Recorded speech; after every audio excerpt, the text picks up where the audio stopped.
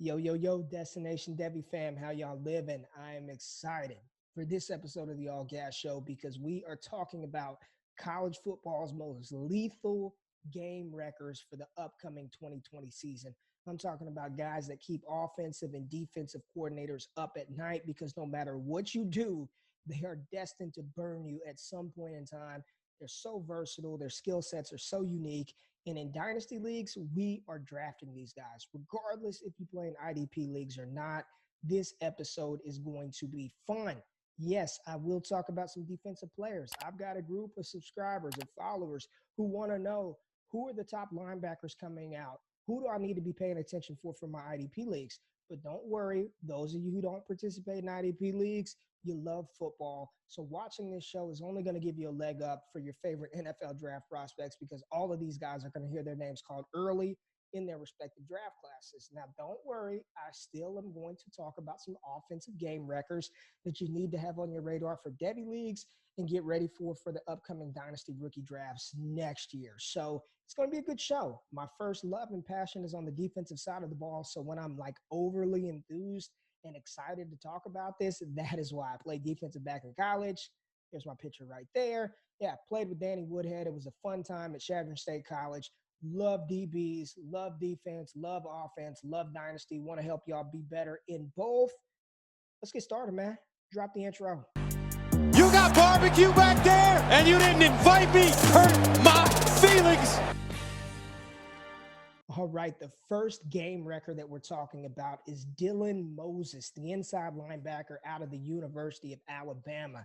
You know, Moses is kind of a forgotten player. Now, those of you who are deep in IDP Debbie leagues, you have not forgotten about Dylan Moses. He's been rostered for a couple of years now, but he suffered an ACL injury before the 2019 season started, so he missed an entire year of football. But looking at his high school profile, man, he was a five-star recruit, one of the top-rated players in the country.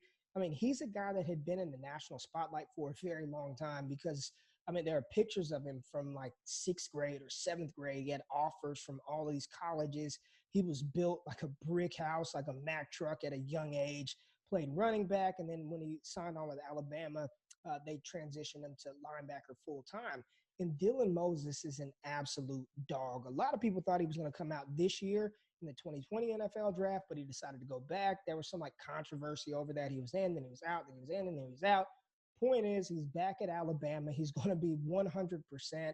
And I don't care where this guy gets drafted. He is going to make an immediate impact. So if you don't have him in IDP leagues, you need to get him. If you're thinking about starting one up, he is a linebacker that you can build your team around. And what he brings to the table is just physicality, speed. This dude can track down running backs, shed offensive linemen. He can drop in coverage. He's smooth. He's fluid. He's powerful. And Alabama has a history of really, really good linebackers at the next level. You got Rolando McClain when he was there, D'Amico Ryans, Dante Hightower. I mean, the list goes on and on and on. Mac Wilson as of most recent. So they've got a history and a tradition of having NFL caliber linebackers. And when you watch some of Dylan Moses' highlights, the athleticism at 6'3", 235 pounds, it is dripping off of the film. It is not hard to see why NFL teams are absolutely enamored with him. And I'm telling you, offensive coordinators probably are up all night figuring out, okay, how do we slow down number 32? How do we stop number 32? You know, in his career so far, he's got 116 total tackles, 15 and a half for loss, 5 sacks, 1 interception. And again, he's coming out. He had a medical redshirt season last year, so he'll be a redshirt junior this year. Dylan Moses is an absolute game record for the Alabama Crimson Tide. They've got a young linebacker there already. So with Moses coming back, that defense automatically takes a step forward. It's going to help all those defensive backs. Patrick Surtain Jr., whatever safety is going to be a first or second round pick that Alabama has back there, and all the defensive linemen that they have. So when you're talking about somebody that you want on your dynasty roster or you want on your NFL team, Dylan Moses is one of the names at the top of everybody's list. Now, we'll stay in Tuscaloosa, but we'll switch to the other side of the ball and talk about Alabama's rising junior, Jaylen Waddle. Coming out of high school, Jaylen Waddle was a highly touted 4-star prospect, 5'10", about 180 pounds out of Houston, Texas, one of the top-ranked players in the state. one of the top-ranked players in the nation. He's only continued to grow and grow and grow, and we can expect another step forward in the 2020 season. We can have a whole show talking about the Alabama Crimson Tide players. Tua, Henry Ruggs, Devonta Smith, Jerry Jeudy, and Jaylen Waddle.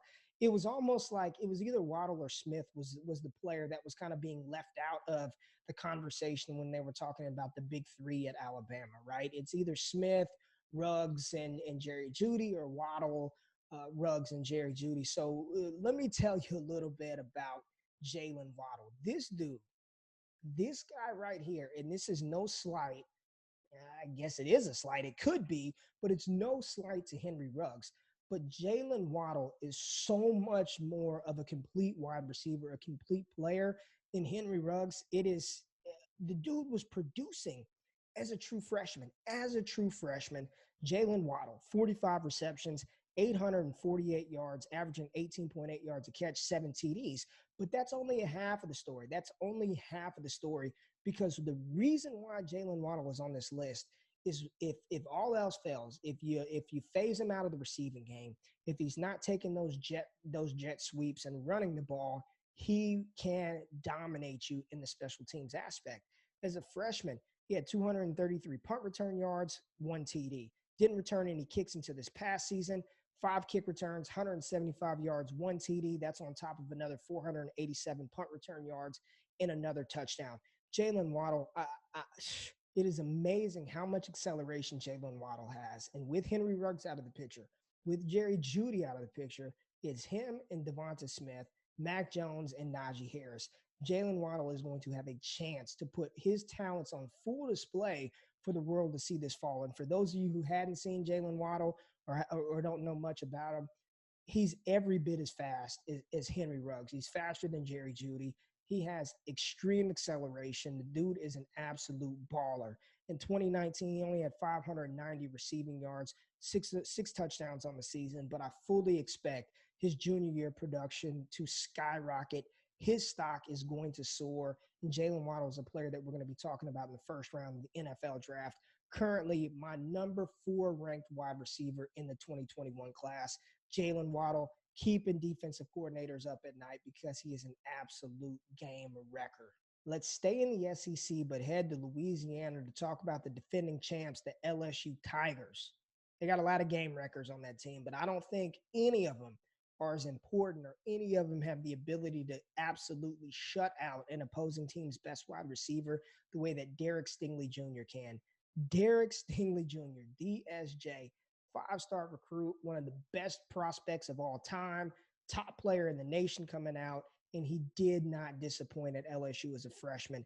This past season, what he did as a true freshman, which they left him on an island a lot. There wasn't a lot of zone help. There wasn't a lot of safety help over top. Derek Stingley Jr., let me just give you some of his stats. 31 tackles, all right? 6 INTs, 15 passes defended, and 1 fumble recovery.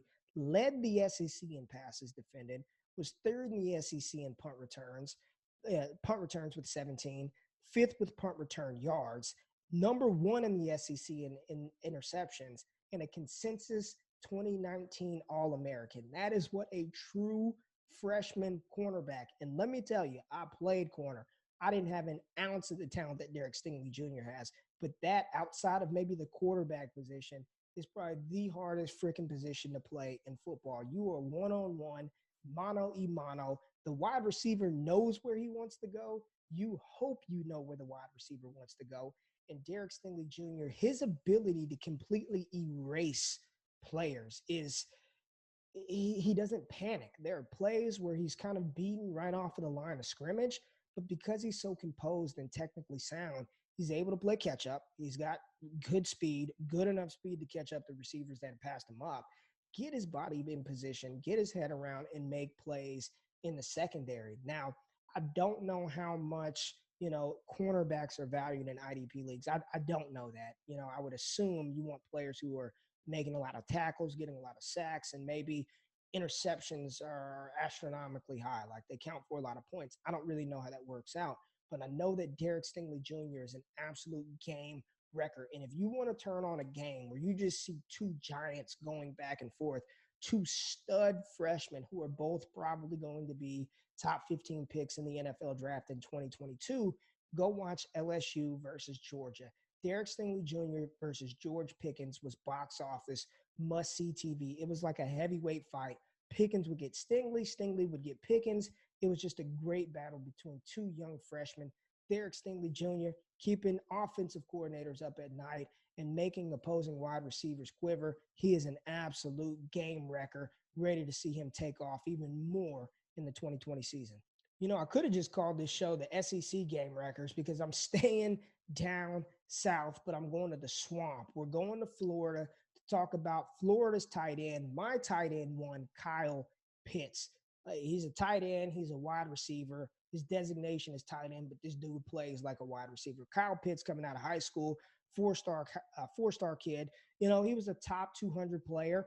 You know, tight ends, the thing about tight ends in high school and college, like a lot of them aren't utilized how they're going to be utilized in the NFL. They're not schemed open like Travis Kelce and Darren Waller and George Kittle and the top tight ends in the league. They're just not utilized like that in high school nor in college. But the interesting thing about Pitts is he had a very productive sophomore season at Florida. And if he were in this 2020 class, there's no question he would have been a first-round pick, the first tight end taken off the board in the 2020 draft class. But Kyle Pitts is a game wrecker because of his versatility. He can line up in line. He can line up split outside. He can play in the slot. And you see him lined up all over the field. Kyle Trask and him are going to cause SEC defenses problems. Kyle Pitts is a problem. This dude is going to be an absolute star at the next level. He is my Devy tight end one. He's one of the few tight ends that I feel really, really comfortable drafting early in Devy drafts. It's a bet that I'm normally not willing to take because the tight end position is so volatile, and normally I'll just look for an athlete. Kyle Pitts is an athlete. That dude is going to test like an athlete. He's going to play like an athlete. And in 2019, 649 yards, 5 TDs, 54 receptions.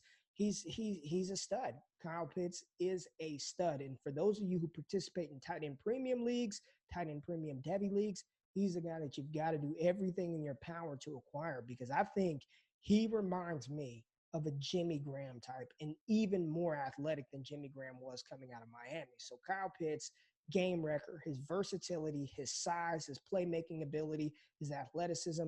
This is a player that I'm willing to bet on. This is a tight end that I hang my hat on. My number one ranked tight end in the 2021 class, Kyle Pitts, keeping defensive coordinators up at night. Game record 2020.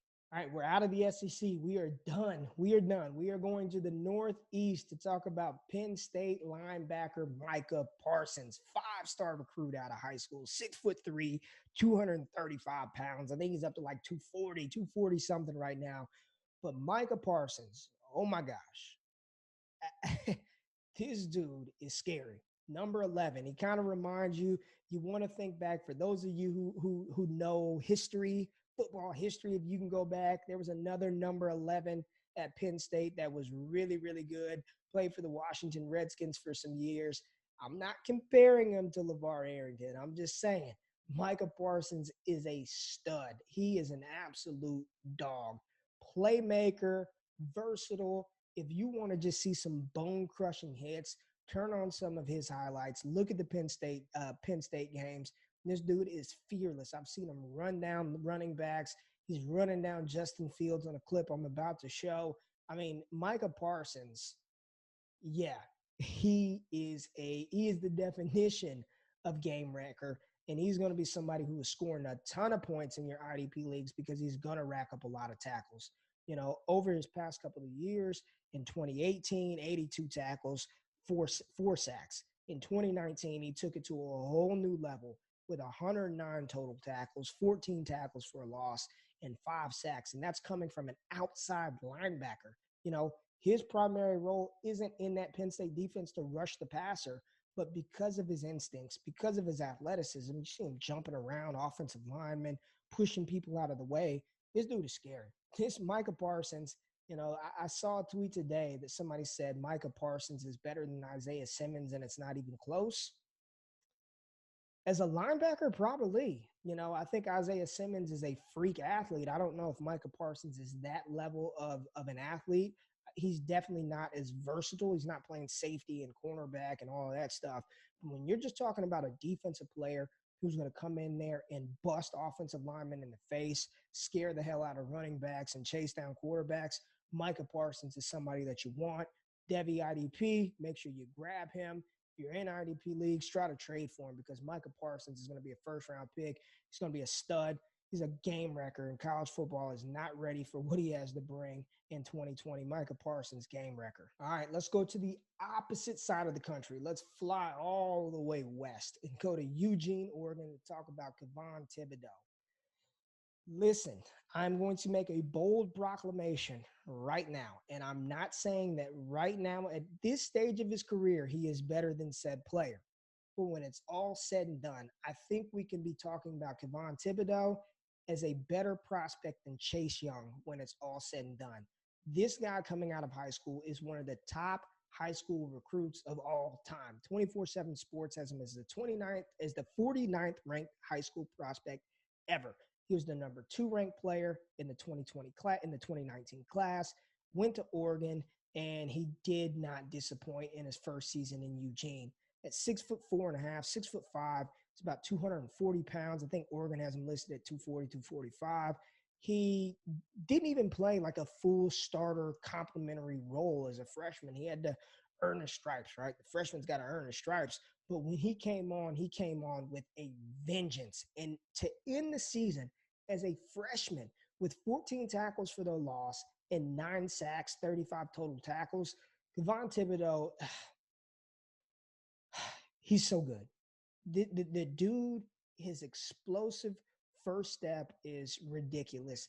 The way that his dip when he gets around offensive linemen, he's got power, and he hasn't even had an off season with the strength and conditioning staff. And I guess with COVID-19, he still hasn't had an off season. But what I'm saying is the dude is going to get bigger. He's going to get stronger. He's going to get faster. But right now, you just turn on his tape and watch his bend when he's hitting the edge. Watch how violent and aggressive his hands are in the bull rush game. He plays both parts of the game. He's not just a pass rusher. He can stop the run. Thibodeaux is a dog. If you can stay up to watch Pac-12 After Dark, you will not be disappointed by watching number 5 on the Oregon Ducks teams play. He is outstanding. He should hit double-digit sacks with ease this season if we have a college football season.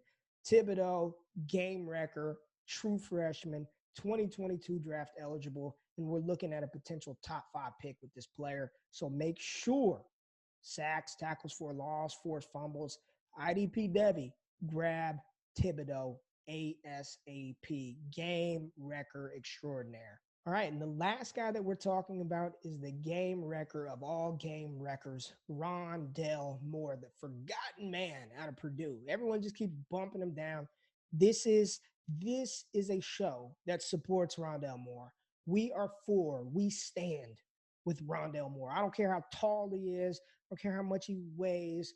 We stand with Rondale Moore because Rondale Moore is the ultimate game wrecker. And if you don't believe me, go ask the 2018 Ohio State Buckeyes because Rondale Moore single-handedly destroyed that team in every facet of the game. Catching the ball, running the ball out of the backfield, returning punts, returning kicks. What can't Rondale Moore do? As a high school prospect, he was a 4-star kid. You know, it wasn't even really highly recruited, right? Well, highly ranked recruit, 41st ranked wide receiver in the 2018 class, 5'9", 175. I think he's up to about 185 now. We've seen all of the workout videos of his strength and how tough he is. But Rondale Moore, I think people forget. I think people forget because he missed majority of the 2019 season. Freak hyperextension injury that happened to his knee versus Minnesota looked real gross. But from everything that I heard and read, he could have came back last year. But I mean, I get it. It's a team sport. But Rondale Moore's like, damn it, I'm going to be a top pick in the NFL draft. I'm not risking my future for this Boilermakers team. But you go back to 2018 and look at what he did. 114 receptions, over 1,200 yards, 21 carries, 231 yards, 12 TDs through the air, 2 TDs on the ground. Added 662 kick return yards, 82 punt return yards, won the Paul Hornung Award as the most versatile player in the country. Christian McCaffrey, Saquon Barkley, Odell Beckham Jr., Jabril Peppers. Those are some players who won that award previously. Rondale Moore is lethal. He is the definition of game record. You take him out, he hadn't caught a lot of passes. Oh, man, he probably stunk. No, he just returned 2 punts for touchdowns. He ran the ball 4 times for 86 yards and a score. That is a player that is an absolute headache. He is problematic for a defense. He's going to be problematic at the next level. And even when you look at 2019, in an injury-shortened season, he had already started to cut up some of the best defenses in college football, right? Vanderbilt, SEC defense in 2019. What did he have? 220 receiving yards versus Vanderbilt, 124 receiving yards versus Nevada, 11 grabs, 13 grabs in back-to-back games. I mean, he had 24 catches in 2 games. 24 catches in 2 games and almost 400 freaking receiving yards in those 2 games. I mean, that is how dynamic Rondale Moore is. I don't care how tall he is. Steve Smith's not the tallest. Deshaun Jackson wasn't the tallest nor the biggest. Hollywood Brown. This guy is a better prospect than any of those players that I just named. And D-Jax was an absolute animal. D-Jax was a beast at Cal, but he was also 160 pounds, right? Marquise Brown was a beast at Oklahoma. He too is only 160-something pounds. Rondale Moore is pound for pound probably one of the strongest players in college football. Pound for pound, one of the best athletes in college football. The dude is dynamic. The dude is a problem. He is a headache. He is my ultimate game wrecker in college football. Get Rondale Moore. I traded for him the other day. Draft him, trade for him, get him. You will not be disappointed. All right, good people, that's it. That is it. Another episode of the All Gas Show in the books. College football's most lethal and dangerous game wreckers. I hope you guys enjoyed the show. I hope you're subscribed to the channel. Got some good stuff coming. More shows. I'm doing some player breakdowns, really analyzing the skill sets of some of these players. Rondale Moore is coming up. Travis Etienne, Najee Harris. Doing defensive guys, Derek Stingley, some of the players that we talked about. So make sure you subscribe to the show. Tell your friends about it. Subscribe. Got some new merchandise in. I'll have that up. I'm going to do some giveaways and got some other things coming to help you Devy and Dynasty better. Appreciate the love. Appreciate the support. And until next time, I'm out. Peace.